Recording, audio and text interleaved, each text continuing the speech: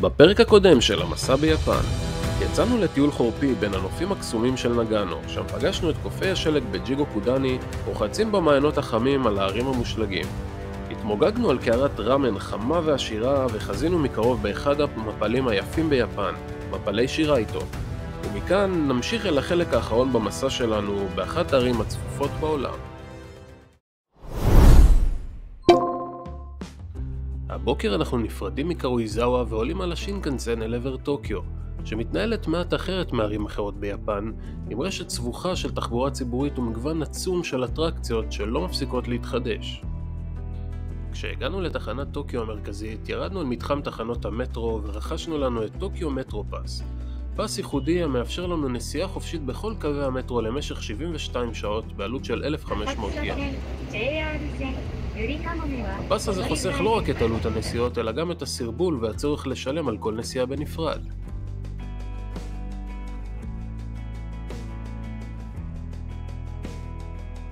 עצרנו בתחנת שימבשי כדי להשאיר את המזוודות במלון שבו נשאר הלילה, ומיד המשכנו את דרכנו אל עבר פאתי שינג'וקו, לרחוב יוקרתי שנקרא אומוטה סנדו. הוא מאופיין במדרכות רחבות ואסתטיות, ויש שיכנו אותו השאנזליזה של טוקיו. בדומה לרוב הגינזה שנגיע אליו בהמשך, אומוטה סנדו מקבץ סביבו מספר רב של חנויות ומותגי על, וכמו כן מספר רב של תיירים ותושבים כאחד. ובלב כל העמולה שוכן לו אחד המקדשים המרהיבים והסימבוליים ביותר בעיר. מקדש מייג'י, שנמצא לא רחוק מתחנת שינג'וקו בטוקיו, באזור המערבי שלה. כאן אנחנו יכולים לראות את כל חביות הסאקה שנתרמו על ידי משפחות וחברות יפניות. ובהמשך אנחנו נגיע להיכל המרכזי, ששם בדרך כלל נערכות חתונות ואירועים משפחתיים. אז בואו, היום הוא ראשון, מאוד מאוד צפוף כאן, כמצופה.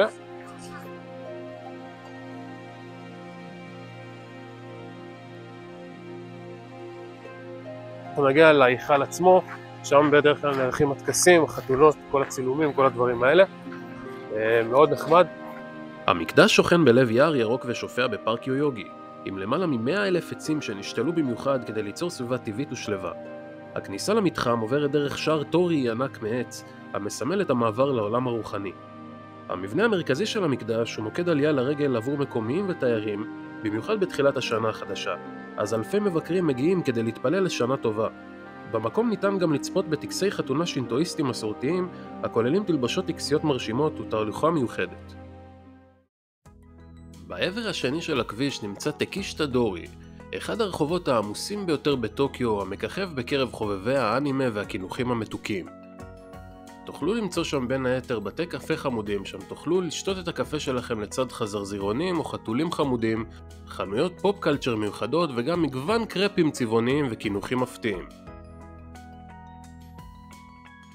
הצלחנו להיחלץ מההמון, ובאמצעות המטרו עשינו את דרכנו אל תחנת איקבוקורו, שנמצאת צפונית לאזור שינג'וקו. האזור של איקבוקורו הוא מאוד מסחרי, תעשייתי כזה, חוץ מהרובע של הסנשיין סיטי, שפה באמת אין כניסה לרכבים, כמו סוג של מדרחוב כזה, מאוד מגניב, המון חנויות, ארקיידים, דברים קצת פריקים. ואז עכשיו אנחנו הולכים לקניון עצמו, לסנשיין עצמו, סנשיין מול, ונלך לפוקימון סנטר. סנשיין סיטי הוא מתחם קניות ובילוי ענק בלב איקבוקורו. זהו אחד האזורים המפורסמים ביותר בעיר לשופינג ולאטרקציות משפחתיות, כך שאם נפלתם על יום גשום או שחם מדי להסתובב בחוץ, זה המקום בשבילכם. במרכז המתחם נמצא גורד שחקים עם מצפה בקומה ה-60 שמציע תצפית עוצרת נשימה על העיר. המתחם כולל גם פארק שעשועים מקורה בשם נמג'ה טאון, עם משחקים ואוכל יפני מסורתי, וכמובן הפוקימון סנטר, החביב על כל אוהבי הסדרה. בנוסף, יש כאן גם מרכז קניות עצום עם מגוון חנויות אופנה, גאדג'טים ומתנות יפניות ייחודיות, לצד מתחם אוכל עם מסעדות המגישות מאכלים מכל העולם.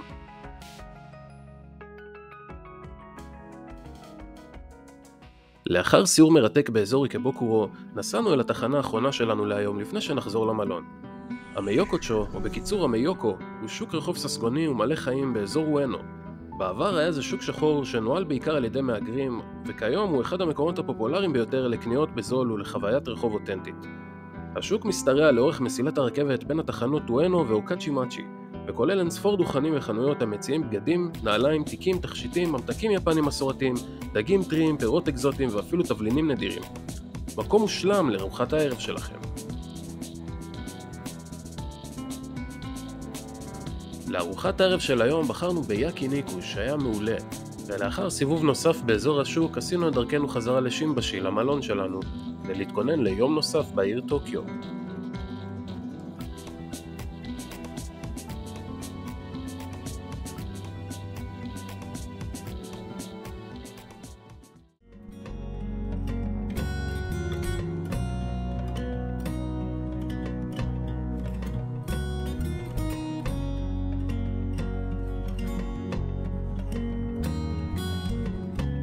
יצאנו מהמלון, פותחים את הבוקר באזור שימבשי במרכז טוקיו, והיום אנחנו הולכים להעביר את רוב היום שלנו במזרח עם סדנת סושי ופארקים וקניות וכל מה שיש לטוקיו להציע.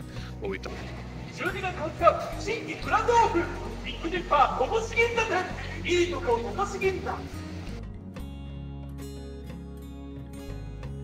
שימבשי הוא אחד האזורים המעניינים בטוקיו. במרכז לא צריך ללכת רחוק בשביל להגיע לכאן, בעיקר בגלל חיי הלילה והאוכל והברים והמסעדות שיש כאן. אזור מאוד צבעוני, קצת מפוקפק, לא כמו שינג'וקו ושיבויה, אבל המון אנשי עסקים וסטודנטים באים לכאן בסוף היום שלהם, ובלילה באמת כל הסצנה פה מתעוררת, והוא מאוד קרוב לגינזה, אז שווה לחקור אותו. היום חשבנו להאט קצת את הקצב, ללכת יותר ברגל ולהתרחק מההמון. פתחנו את הבוקר שלנו בפארק איביה, והיה פשוט תענוג לשתות את הקפה מוקפים בפרחים צבעוניים ואגמים יפהפיים. בכלל, בשעות האלה אין מלא מהר בטוקיו, כי רוב המקומות נפתחים החל מ-10 בבוקר. ספגנו קצת טבע והמשכנו ברגל אל עבר גינזה. זה נחמד שיש פארקים כאלה בלב עיר כל כך סואנת. גינזה הוא רובע היוקרה של טוקיו. כל מעצבי העל והאדריכלים המפורסמים הקימו להם כאן בסיס. אם אתם מחפשים כאן קניות ברמה הכי גבוהה שאפשר, זה כאן. אנחנו כרגע הולכים לגינזה 6, זה אחד הבניינים הכי מוכרים כאן באזור. דווקא לא לקנות בגדים, אלא יותר לטעום מהאוכל שיש בקומת המרתף. גינזה 6 הוא קומפלקס יוקרתי עם מותגי על, מסעדות מריבות ואפילו ספרייה. הוא שוכן ממש מול בניין יוניקלו, ובחרנו להוסיף אותו למסלול שלנו בעיקר בגלל קומת המזון. שם תמצאו מגוון דוכנים המציעים אוכל וקינוחים יוקרתיים, אלכוהול איכותי ומתנות שארוזות יפה כדי שתוכלו לקחת לחברים בבית.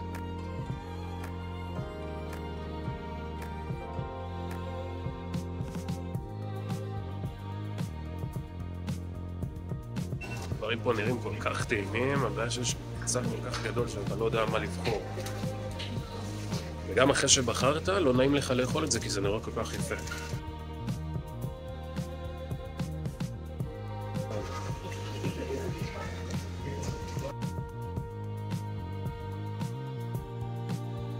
עוגיית מאצ'ה עם שוקולד לבן. מה צריך יותר? לא רחוק מגינזה 6 נמצא בניין ניסן, המציג רכבי קונספט עתידני וכמה רובוטים משוכללים. בנוסף, אם אתם חובבי צילום, תמצאו באזור סניף של למון קאמרה, המציע מגוון רחב של ציוד צילום מיד שנייה של מגוון המותגים.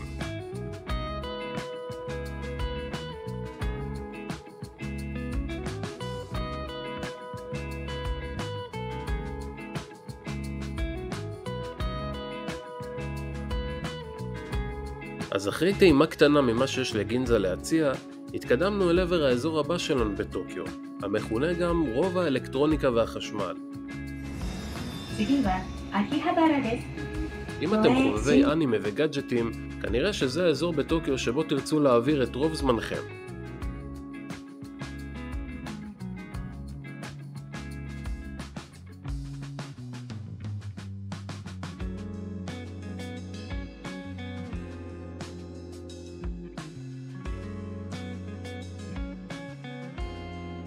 קיאברה או הרובע האלקטרוני של טוקיו מלא בחנויות אלקטרוניקה, ארקיידים של משחקים, קצת מסעדות וגם מלא חנויות יד שנייה מגניבות.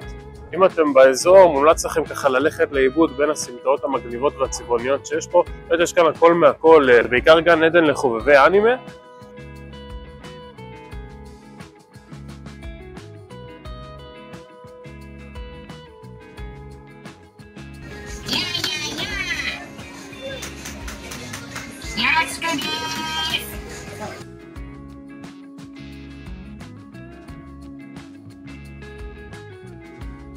היפנים ידועים ככאלה ששומרים על החפצים שלהם, ולכן אם אתם נכנסים לחנויות יד שנייה כמו הרדוף, תופתעו לגלות שהמוצרים שתקנו הם במצב כמעט כמו חדש, ואלו שלא נמכרים במחירים של שקלים בודדים.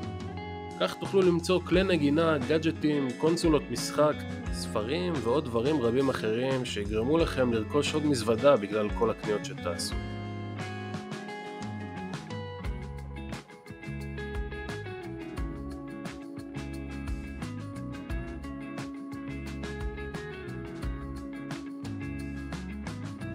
אחרי כל הקניות והאנימה, קפצנו לאזור שונה לגמרי באופיו, אזור אסקסה המסורתי, כדי להתארח בסדנה להכנת סושי שהוזמנו לצלם, וכדי לחוות קצת מהצד המסורתי של טוקיו סביב מקדש סנסוג'י.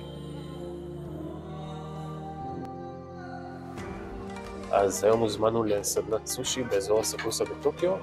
כאן אנחנו נלמד להכין סושי מהשפים המקצועיים ביותר בתחום, כמובן שהולך להיות ממש טעים. אריה המארחת שלנו סיפרה לנו כל ההיסטוריה של המקום הזה, שהוא באמת מצד אחד מאוד מאוד היסטורי, מצד שני שודרג לאחרונה ונהיה חדש. יש כאן נופים מדהימים, אוכל טוב, סאקה, אווירה שמחה, ובאמת אנחנו לא יכולים לחכות להתחיל.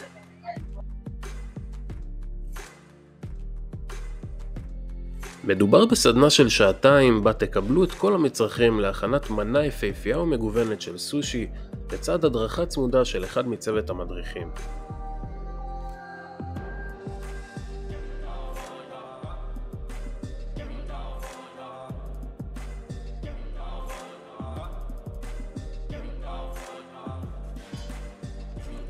חוץ מהצד הטכני של הכנת הסושי, תלמדו גם על ההיסטוריה שלו, על האתיקה של איך אוכלים סושי ומה מקורו.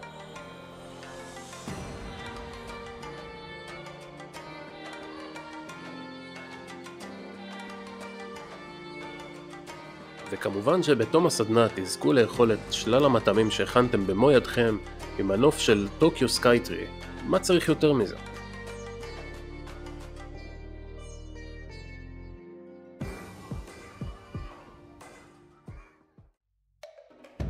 אז אחרי יום מתיש במיוחד שכלל הרבה הליכה ברגל, אנימה וגאדג'טים, וגם למדנו איך להכין סושי, הגיע הזמן לחזור לסביבת המלון כדי לחפש לנו את ארוחת הערב של היום.